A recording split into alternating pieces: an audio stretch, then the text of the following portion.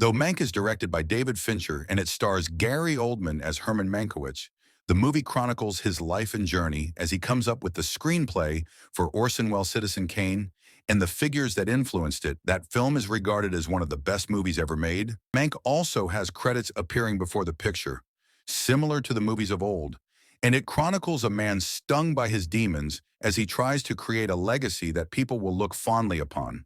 The movie jumps backwards and forwards through time to chronicle the key aspects of his character so that we can better understand him. Mank is told to tell a story he knows, which of course alludes to those around him, and in some ways himself now. They do actually say you can't capture a man's entire life in 2 hours, and the best thing that you can do is leave an impression. This feels very true of Mank, and though we don't get the ins and outs of his entire life, you can get an impression of how he was in reality. This matter aspect and self-awareness of the film is denoted in its typing of time, which very much appears like a script we open in 1940, with Herman being taken to a cabin to recover after breaking his leg in a car accident. Mankiewicz promised 90 days to write the piece, but similar to real life, Orson Welles cut this down to 60. Now in reality, the studio weren't too keen on all the issues that we see happening in the film, but Orson insisted that Mank be its writer, and from this position he dictated things.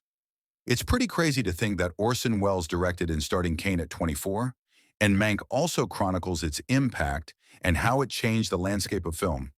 If you've seen the movie for yourself, you'll know that it was way ahead of its time, and its editing style, shot composition, and general aesthetic makes it stand out in comparison to other films released around the era. Now, I think one of the biggest faults in Manx is that if you don't know Citizen Kane that well, then a lot of the context information and key pairs will be lost on you. I view this movie very much. It's something that shouldn't really be viewed on its own, as you probably won't get all the intricacies of it.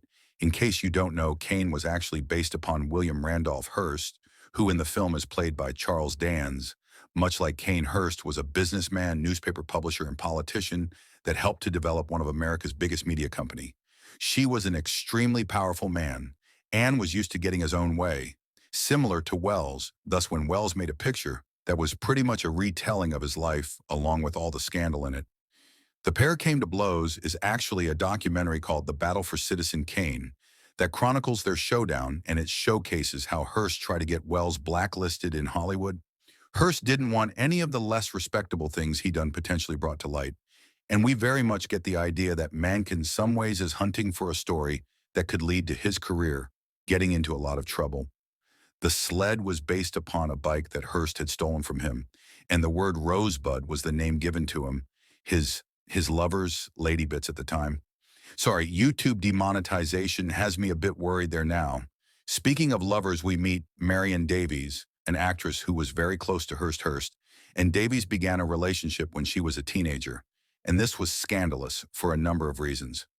Firstly, there was the large age gap between the pair, and Hearst's wife also refused to divorce him, which meant that they were held in limbo.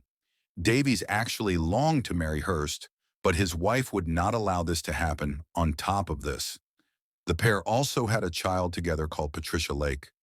Lake was born in the early 1920s, and this conception was out of wedlock, so a lot of issues arose from it because of the backlash that they faced. Lake, in her relationship to the pair, was always denied, and it was said that she was simply Davies' niece.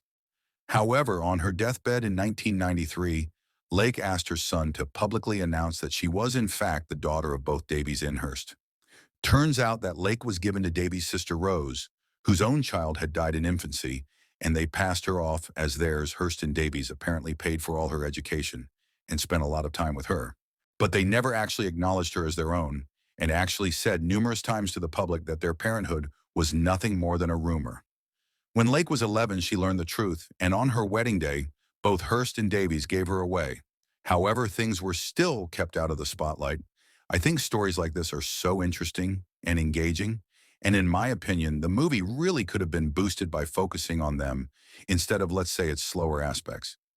Now the film deals with the lack of money in Hollywood among trying to get the script finished under the pressing deadlines he faces. Like Kane, the mystery of the movie revolves around a key plot device. And that is why did Hearst write this script that was so scathing to two people that we see him moving in social circles with many people suspect that Mank is out to get Hearst because he was cut from the payroll at the studio. And no, our protagonist believes that he's washed up. We know Kane is the best thing he's ever written. It all comes to a header, a dinner party in which the drunk Mank goes off the deep end.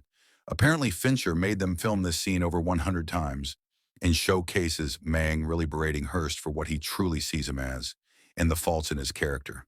Now, I'll get into that more in just a bit, but we also see as he tackles with propaganda and the moral implications that come with lying to the public in order to achieve certain things for political parties. Mank even says that if you keep telling a lie long enough and loud enough that enough people will eventually believe it to be true, it's a bit on the nose for our current times, but with a story that's almost over 100 years old. I appreciate that. I tried to work it into being relevant. The propaganda that MGM put out forces Mank's friend Shelley Metcalf to have a crisis, and he ends his own life over the whole affair. And his Parkinson's diagnosis, it adds some real weight to the movie, and also hints to us why Mank chooses to do what he did now. To me, Mang sees his taking down of Hearst as a way to right the wrongs of the studio, and that if he writes the project, then it will show the world the truth to the backdrop of Don Quixote, narrates Hearst's actions in the 1934 election, which he views as making things worse for the majority. This prototype script of Citizen Kane combines the classic tale along with Williams' choices and truly shows Zeus why his opinions form the structure of the film. Hearst doesn't really flip out over this, and instead he tells them the story of the organ grinder's monkey. This parable tells of someone doing what a powerful person wants them to, and though they seem like they have power in some respects, they actually don't have any. They are simply operating under the command of a higher-up, and in the end are completely disposable in the story. The monkey believes that it must be powerful, that the person who actually controls there is the poor one, and this very much represents the relationship between Monk and Hearst. Though we have been told that Hearst thinks very highly of him, we realize this isn't the case, and that to him Mank is somewhat of a court jester, there to keep him entertained. Thus, Mank wants to get back at him however he can. I think he views this very much as a way to right the wrongs of the election loss, which the company he helped build was of course responsible for. In the end, he completes his masterpiece but is relieved of the rewrites by RKO, who want him to walk away from the production.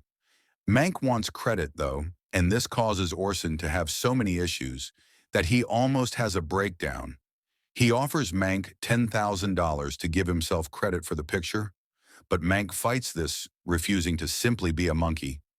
Or a monkey which, yes, I did have to get one terrible pun in, did not. Now, as we know, Kane would go on to become one of the most highly esteemed movies of all time, but Mank has very much been brushed to the side, with Wells becoming the main name that people bring up when discussing it. Won the Oscar for Best Screenplay, and the award was shared between Mank and Wells, who also took credit for the picture. This has long been a source of controversy over who wrote what, and over the decades there has been several debates about the truth of it. In a letter to his father, after the release, Mank was furious that Wells even took any credit. As he said, there isn't a single line in the film that he didn't come up with. Mank also refused to attend the ceremony, as he thought there was no humancy that he would win, and it's clear that Wells didn't think too highly of the awards either. Sadly, Mank died of uramic poisoning, and this was brought on by his years of alcoholism after his death. Wells said he saw everything with clarity, no matter how odd or how right or how marvelous his point of view was. It was always diamond white.